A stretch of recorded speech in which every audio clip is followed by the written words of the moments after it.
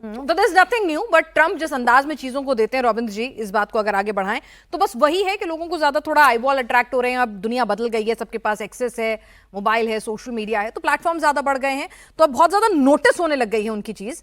लेकिन ट्रंप की जो सनक है, आज कुछ कहते हैं, कल कुछ कहते हैं, कभी कुछ करते हैं। अमेरिका जैसे सबसे पावरफुल देश का राष्ट्रीय अध्यक्ष अगर ऐसे चलेगा, इस तरह की बातें करेगा, इस तरह की हरकतें करेगा, तो what message you are sending to the world? Thank you, pleasure. देखिए, यस है, जैसे हिस्ट्री अमेरिकन फॉरेन पॉलिसी की रही है, वो दुनिया भर में इंटरफेयर करते रहते हैं। इन्होंने प्रेसिडेंट्स को मरवाया है, कू कराया, असैसिनेशंस करवाई हैं, ट्रैक रिकॉर्ड है। हाउएवर, अभी का जो समय है, आप वर्ल्ड ऑर्डर की बात कर रहे हैं ना, मेरा ये मानना है कि रशिया यूक्रेन कोविड के बाद दुनिया रीबूट हो रही थी, रीस्टार्ट हो रही थी। कोविड ने ऐसे झंझोर दिया था, कभी प्लैनेट अर्थ में नहीं हुआ, करोड़ों लोग हर जगह रुक गए हों। इंसान दोबारा सोच रहा था जिंदगी क्या है। कोविड के बाद दुनिया रीस्टार्ट हो रही थी। रशिया यूक्रेन वॉर हुई, पूरी पिछले 100 साल की जो यूरोप की जियोपॉलिटिक्स हिल गई है। इजराइल गाजा हुआ, उसमें भी क्या हो रहा है। तो दुनिया इस समय एक नया वर्ल्ड ऑर्डर अंडर कंस्ट्रक्शन है। जैसे कंप्यूटर रीबूट होता है ना, दुनिया इस समय रीबूट हो रही है। और जो ये दुनिया रीबूट हो रही है, इसे मेरा कहना है, the way I define it's a new world matrix under construction our now. Secondly, जो ट्रंप कर रहे हैं, यस, अमेरिकन फॉरेन पॉलिसी का ट्रैक हो रहा है, बट ट्रंप बहुत ही नए अलग तरीके से ले जा रहे हैं अमेरिकन फॉरेन पॉलिसी को।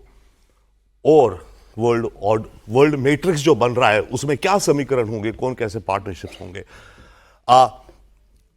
इनका क्लियरली ये मानना समझना है कि पिछले 100 साल से अमेरिका ने जितनी वेल्थ, अमेरिका सबसे रिच देश है जो भी को, मिलिट्री पावर ऐसी है, वो कहता है किस काम की, हमें इस्तेमाल करनी है अपनी पावर। और उसको जो दिखता है ट्रंप को, उसके हिसाब से दुनिया जो होनी चाहिए, जो वो बनाना चाहता है, उसके लिए वो ये सारे अपने मनी और मसल यूज करेगा।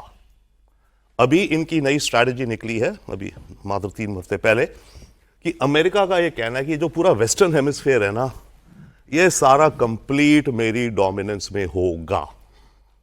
ओके, उस तरफ ये जा रहे हैं। तो लैटिन अमेरिका में अभी जो हो रहा है, ये उस सीरीज का है। मदुरो के साथ जो हुआ, मदुरो को इन्होंने डेजिग्नेट करा हुआ है as a drug kingpin, drug leader. तो अभी ये जो ऑपरेशन भी हुआ है ना, इस ऑपरेशन को टेक्निकली ट्रंप को अमेरिकन कांग्रेस से अप्रूवल लेना चाहिए था, कहा जाता है, पर बिना उसके भी चल जाते हैं। इराक वॉर भी इन्होंने ऐसी कर दी थी, लेना चाहिए था। पर ट्रंप ने इसको डेजिग्नेट करा है लॉ इन्फोर्समेंट एक्शन। इन्होंने ये कह रहे हैं कि ये डिपार्टमेंट ऑफ जस्टिस का एक्शन था।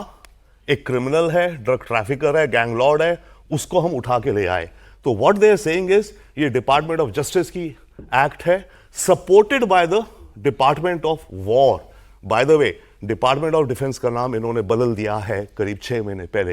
ये कहते हैं डिपार्टमेंट ऑफ वॉर, तो सपोर्टेड बाय दैट। सो इस केस में वो अपने को ऐसे पोजीशन कर रहा है। पर बॉटम लाइन ये है कि वेनेजुएला में डेफिनेटली ऑयल है, दैट्स वन बिग।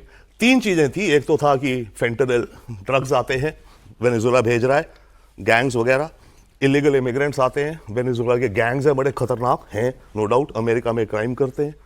ओके, तीसरा ऑयल है। और एक चीज और इस अटैक में हुआ जो विचार इनका दिखाता है लैटिन अमेरिका को लेकर के, इनके पास हर चीज पिन पॉइंटेड थी जहां भी इन्होंने बॉम्ब गिराए और उसे किडनैप किया। चावेज, जो वेनेजुएला का एक रेवोल्यूशनरी लीडर माना जाता है वहां पर, लेफ्टिस्ट सोशलिस्ट, उसकी एक मॉन्यूमेंट है। उसकी 2013 में डेथ हुई थी, तब मदुरो आए, मदुरो उसका चेला है, राइट? ठीक है।